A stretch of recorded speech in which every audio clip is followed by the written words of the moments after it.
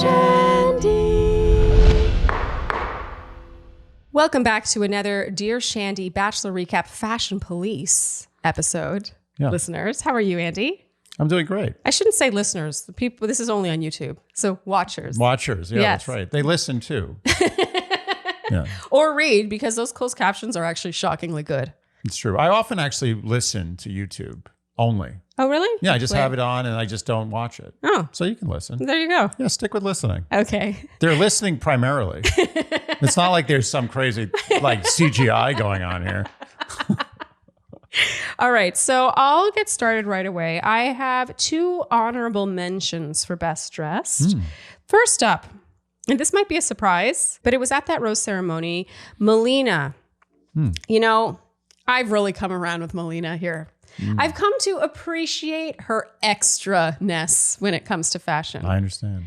And it's not about me being like, yeah, I want to own that, or yeah, I would have styled it that way, or yeah, I would have picked that out at the store. Yep. But it's more so that everything she wears, I'm like, you know what?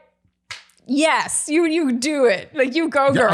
You know what I think of when I think of Melina? I think of on Halloween, right? Yeah. Like 90% of girls dress as sexy something. Yeah. Right? Yeah. But then you get that occasional girl who's like, you know what? I don't give a shit. I'm going to dress as an Oompa Loompa. Yes. And people are going to like it. Yeah. That's what Melina is. Yes. She goes there. She doesn't care. She's like, this is what I do. I go there. Yes. Deal with it. Yes. And I have really come around with it, even though I stand by the things I haven't liked in the past. It's at the point now, and this is impressive. You know, we're only on episode 4 and she went home, so we won't see any more of her fashion until Women Tell All. But I was sad to see Melina go because I wanted to see what she would wear next, even if I wasn't going to love it. And that in and of itself deserves a round of applause. That's very impressive.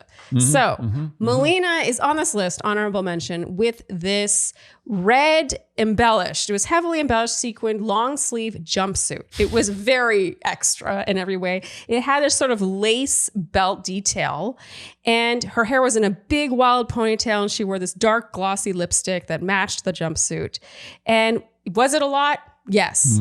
Was it bordering on over the top? Yes. And do I respect it? Hell yes. Oh, yeah. She looked fantastic. She's just fun to watch. Yep. Okay, so my next honorable mention, veering in a very different direction now, is Rachel. Her casual look while she received the date card, the one-on-one date card. She was wearing a knit cream tank with a scoop neck, but it looked kind of like a varsity tank, but instead of being V-neck, it was scoop neck. And these black denim shorts, and then these cream lug sole sneaker boot things.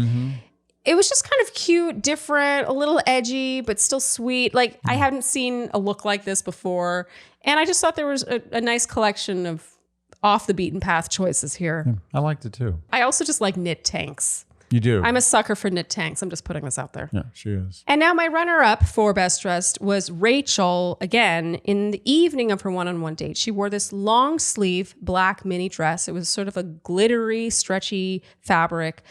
I loved this dress. Obviously, you guys know I love backless. I'm a sucker for backless, anything.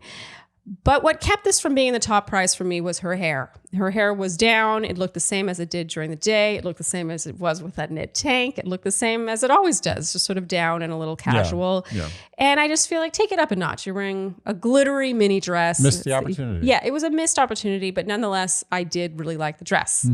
And now, before I get to my best dressed, Andy, would you like to say who your best dressed was? This is going to be easy. It's exactly what you just discussed. Rachel. Yes. So you really liked this dress. Can you tell us why? It had a lot of things. Okay. You can do it. I like a sparkle, but not a heavy sparkle. It had a light sparkle. Light. Wow. Okay, I like light. I didn't know that. That's interesting. So you like it sparkle, but a touchable sparkle. So you don't want sequin sparkle, but you're okay with glittery sparkle. This is the thing. I'm a simple man. And most men are simple. Okay. Most. Okay. I base it oftentimes on like how much I want to grab things. Okay. And it felt like I wanted to see what was going on. Just she looked touchable. Is that okay that I say that? No, it's fine, because if anyone saw our wedding episode, this was actually discussed. how your one request for my wedding dress was that I be touchable. We know what you mean. Basically, the things I like are touchability, obviously, but also I want to see what's going on without seeing too much of what's going on. Okay, so there was still something left to the imagination here, but it was form-fitting enough that it wasn't a mystery. Right. And I will say this, mock me all you want. Most men are... I'm giving you what most men think. Yeah. I know I am. Yeah, love it or hate it. Okay, and so the hair down didn't bother you, I take it. It didn't bother me, but I totally get what you're saying. The hair up would have added an extra... It would have made it spark. Fashion. Yes. Yeah. Okay, so my best dress now was actually Sierra at the rose ceremony. She wore a dark rust colored strapless gown with a high slit. It was just a bandeau neckline, very simple and understated, but the color was so unexpected and felt really modern and sleek. It was just such a cool color. I'm like, wow. Had that been in black, you'd be like, yeah, nice dress. But in this sort of dark rust, I was like, ooh, Rust. is that the next color?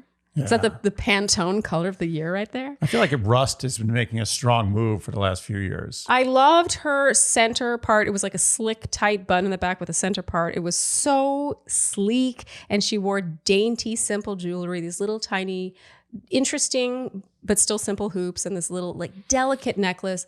It was just understated elegance. She looked gorgeous. Yeah. She wasn't trying too hard. And in a sea of more so glitzy, sequiny, and in my opinion, sometimes pageanty gowns, this really just stood out in its simplicity. I thought she looked beautiful.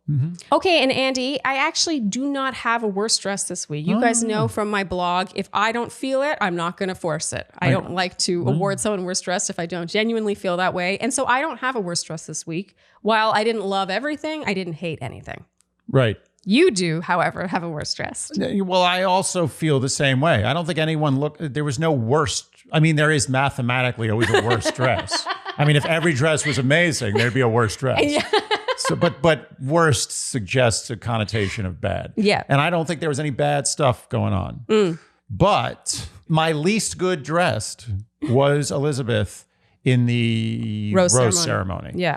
And I generally am not a huge fan of whatever that thing is. Okay, so I'll describe it briefly.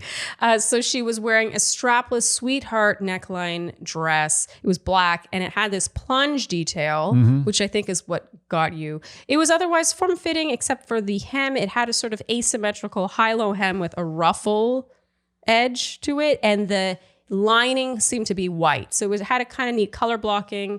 There was some interest. I actually liked this dress from the waist down. You know what? I didn't mind this dress on the whole. So why don't you tell us what you did not like about it? Well, it's not what I didn't like. It's what I didn't like.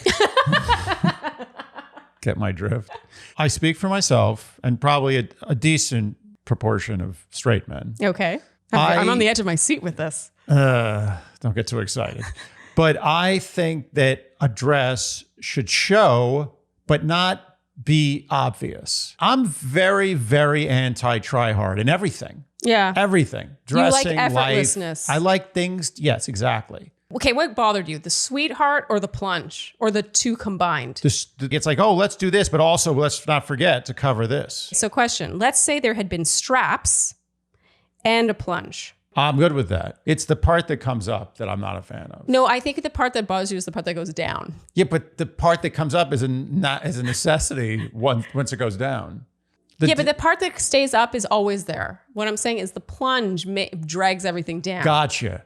Well, isn't this sort of a metaphysical conversation?